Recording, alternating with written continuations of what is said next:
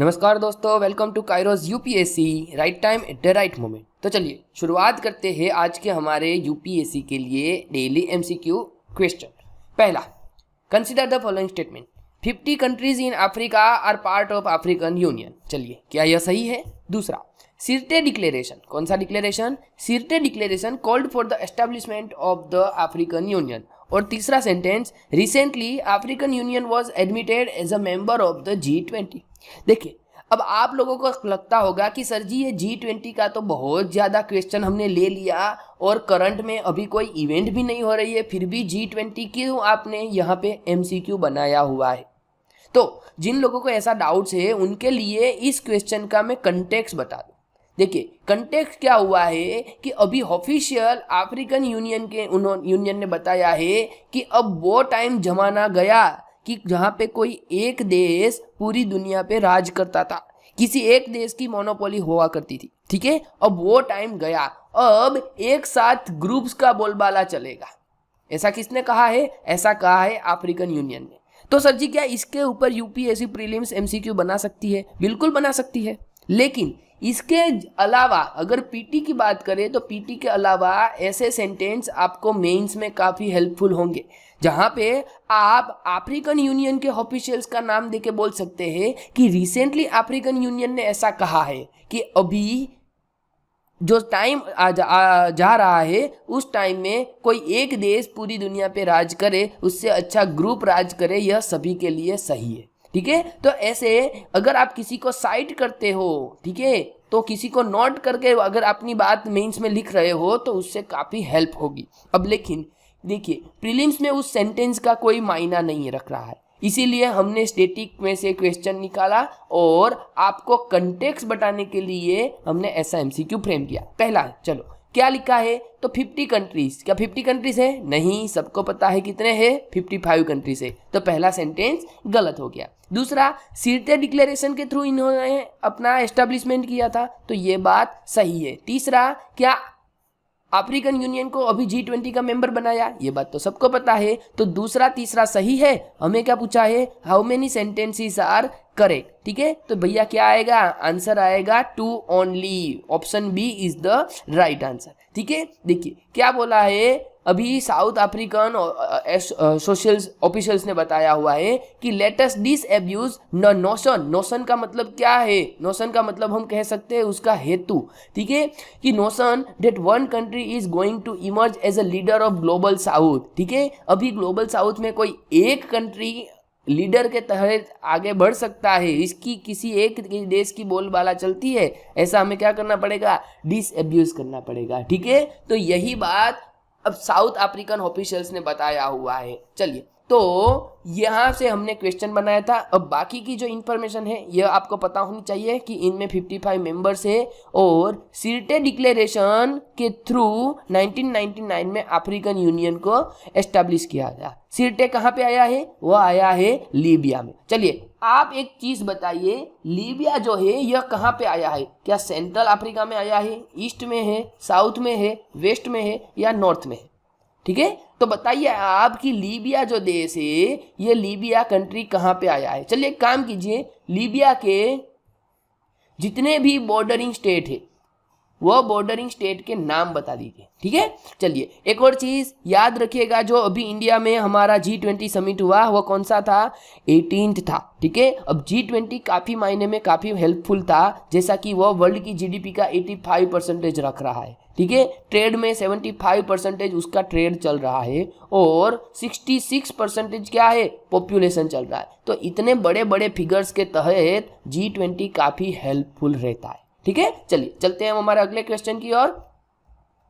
Next MCQ आपको पूछ रहा है, consider the statement regarding the provisions of E waste management rules 2022। चलिए, ई वेस्ट मैनेजमेंट रूल्स 2022 के बारे में आपको बताना है। पहला, producers of electronic goods have to ensure that some percentage of their electronic waste is collected and recycle. देखिए, आप किसी भी इलेक्ट्रॉनिक चीज को बना के यूं बेच के अपनी पल्ला नहीं झाड़ सकते, लेकिन उनमें से कुछ परसेंटेज आपको रिटर्न मंगवाना है और उसको क्या करना है? रिसाइकल करना है। ऐसा होगा तो जिससे क्या होगा? हमारी पृथ्वी पे ई वेस्ट कम होगा। ठीक है, तो ये बात सही है। दूसरा, the E waste management board should conduct random testing of electrical and electronic equipment, मतलब कि आपकी जो भी प्रोडक्ट है उसका कैसा करना पड़ेगा, रैंडम टेस्टिंग करना पड़ेगा। ठीक है, तो यह काम कौन कर रहा है, ई वेस्ट मैनेजमेंट बोर्ड का होता है। तो ये बात भी कैसी है, सही है। चलिए, how many sentences are incorrect, याद रखिएगा इनकरेक्ट पूछा है तो क्या आएगा आंसर, आंसर आएगा ऑप्शन डी, नन। ठीक है, देखिए क्या हुआ है, तो अभी रिसेंटली आईसीई ने एक रिलीज किया है रिपोर्ट। कौन आईसीई, मतलब the Indian cellular and electronic association. ठीक है, आईसीईए, सॉरी आईसीई बोल रहा था, आईसीईए ने अभी रिपोर्ट जारी किया है किनके ऊपर, pathway to circular economy in Indian electronics sector के ऊपर। ठीक है, और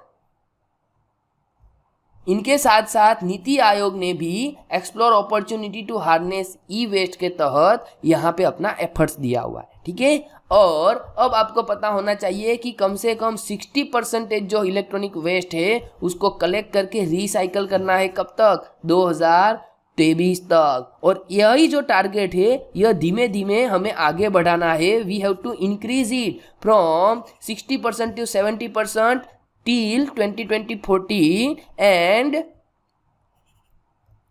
2025 तक हमें 80% क्या करना है, इस टारगेट को अचीव करना है। ठीक है, और रैंडम सैंपलिंग तो आपको पता होगा कि जहां पे भी आपको रेगुलेट करना है वहां पे क्या करोगे आप, रैंडम सैंपलिंग लोगे। ठीक है, चलिए चलते हैं अगले क्वेश्चन की ओर। टोटो लैंग्वेज, क्या लिखा है, Toto language which is said to be endangered belongs in which language family. देखिए अभी यह टोटो लैंग्वेज के बारे में कोलकाता में कुछ होने जा रहा है। क्या होने जा रहा है, अरे भैया रुको बताता हूँ, लेकिन पहले आप एमसीक्यू तो देख लो। क्या आपने इस एमसीक्यू के बारे में कभी सुना ही नहीं, मतलब कि आपने कभी टोटो लैंग्वेज के बारे में पढ़ा ही नहीं है, तो फिर भैया आप करंट अफेयर्स कहाँ से कर रहे हो, सोर्स बदलिए। अगर आपको टोटो लैंग्वेज के बारे में अपनी करंट में नहीं आया है कुछ, तो अपना सोर्स बदलो या उसके साथ और कोई सप्लीमेंट सोर्स चालू कीजिए। ठीक है, ऐसा मत सोचिए कि सर जी मैं मंथ के एंडिंग में सारे करंट अफेयर्स एक साथ कर लूंगा।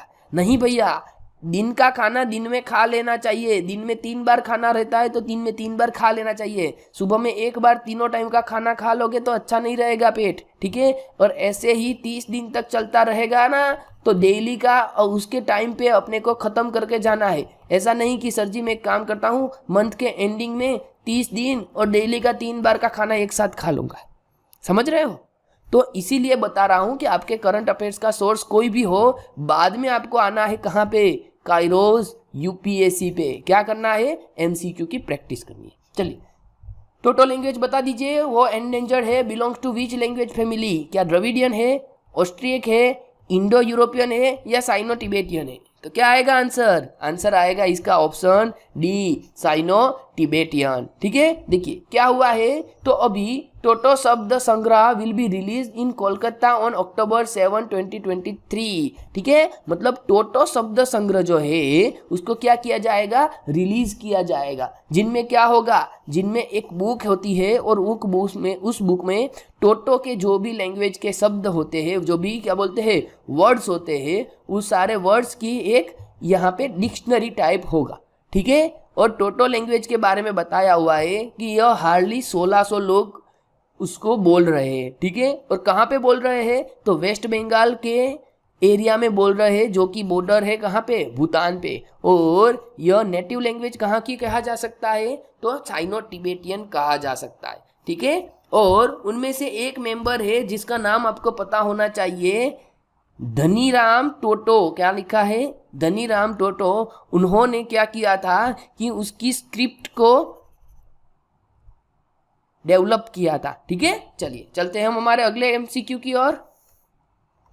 Consider the following statement about CRIO for good program. आप इसको क्रियो फॉर गुड प्रोग्राम भी कह सकते हैं। ठीक है, चलिए क्या है भैया, करंट अफेयर्स पढ़ा करो। ठीक है, चलिए पहला, it is a series of cricket based animation films to promote gender equity and among girls and boys. अब देखिए, मैं अगर अपना कंटेक्स्ट बता देता तो आप पहला सेंटेंस सही या गलत कर सकते थे, इसीलिए मैंने इसका कंटेक्स्ट ही नहीं बताया। ठीक है, तो ये बात ना बिल्कुल सही है। चलिए, आपको पता हो गया होगा कि सर जी ये क्वेश्चन क्यों आया है। ठीक है, क्रिकेट बेस क्या है, एनिमेशन फिल्म्स है जो क्या करती है, promote gender equality among girls and boys. दूसरा, it was launch by the ministry of women and child development in association with the international cricket council.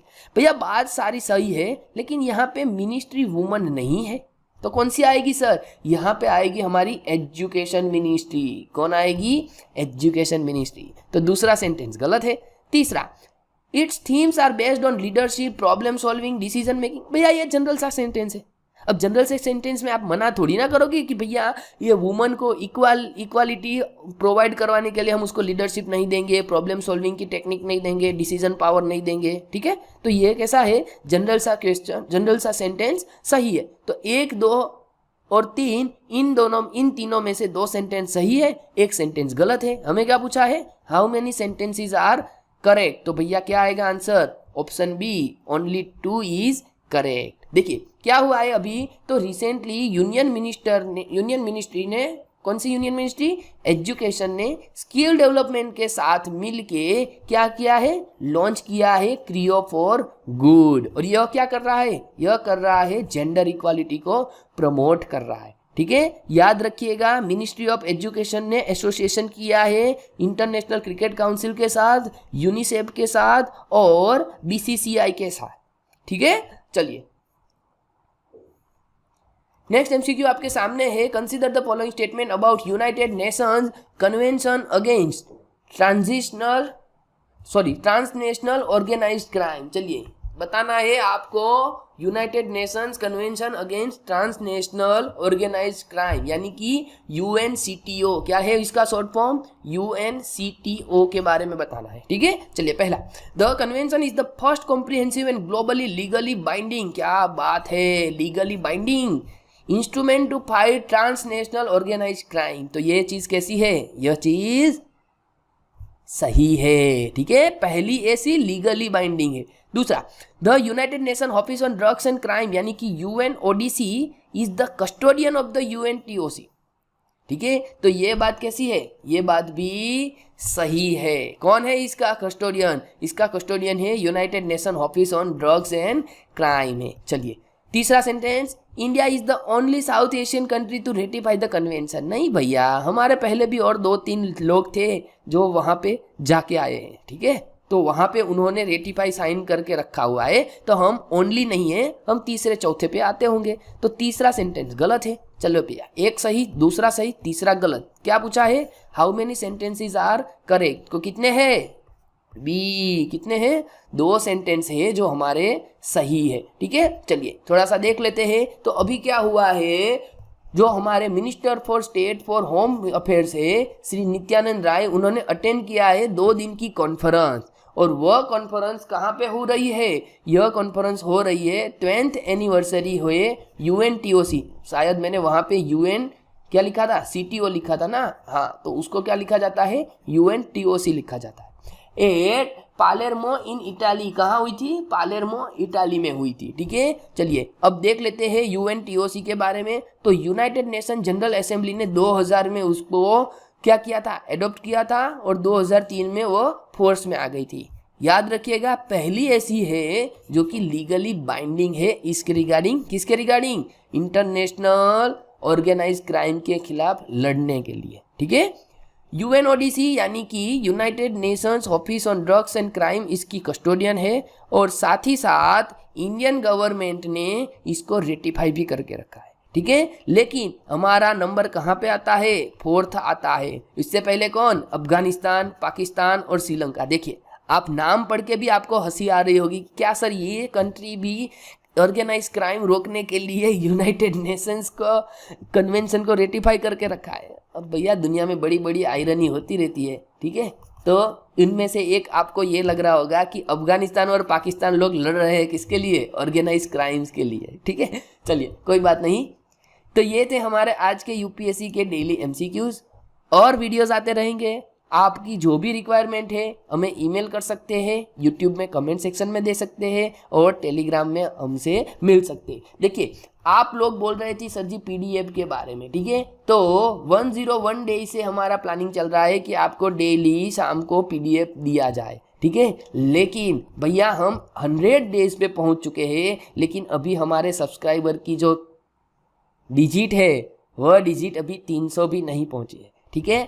आप लोग थोड़ा बहुत तो एफर्ट लगाइए, आपके लिए हम 100 दिन तक पहुंच चुके हैं, लेकिन आप हमारी चैनल को ग्रो करवाने में थोड़ा बहुत तो मदद कीजिए, ठीक है। इसके लिए क्या कीजिएगा, शेयर कीजिएगा, सब्सक्राइब कीजिएगा और अपने फ्रेंड्स को भी बोलते रहिए कि भैया इस चैनल पे इतना अच्छा अच्छा कंटेंट आता है। Thank you.